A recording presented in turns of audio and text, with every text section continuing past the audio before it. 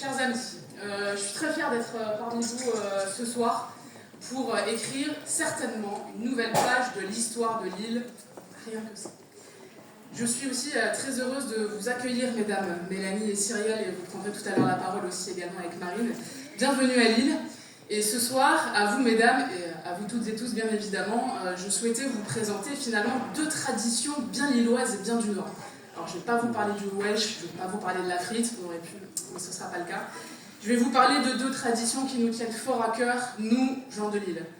La première, c'est une tradition de résistance. Et vous le savez, à l'heure actuelle, à l'heure de la montée de l'extrême droite et de la haine, c'est important aujourd'hui d'entrer en résistance, et finalement ce mot il ne devient plus anodin. C'est aussi marqué très fortement dans l'histoire de notre ville, et là je pense à deux figures historiques de la ville. La première, c'est une femme, c'est Martha Desrumeaux, qui était ouvrière, conseillère municipale à Lille, syndicaliste, femme combative et très grande résistante. La deuxième figure, et qui pour moi a été le plus grand maire de la ville de Lille, c'est Roger Salingro, qui a donné toute sa vie à lutter contre les ligues fascistes. Il en a même payé de sa vie.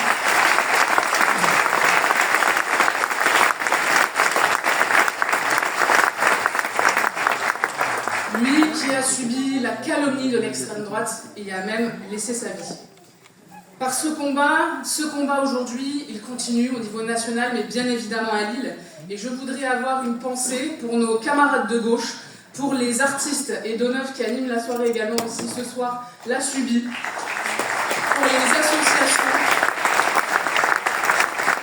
pour les associations LGBT, pour les associations féministes qui subissent les attaques aujourd'hui désormais quotidiennes de l'extrême droite, et c'est inadmissible dans notre ville.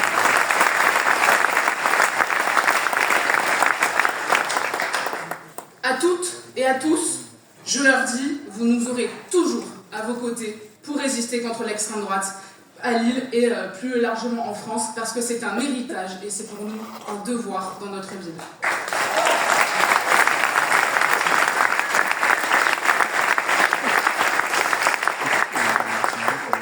J'en viens à notre deuxième tradition, et pas des moindres, c'est celle de la solidarité, bien évidemment. Là aussi,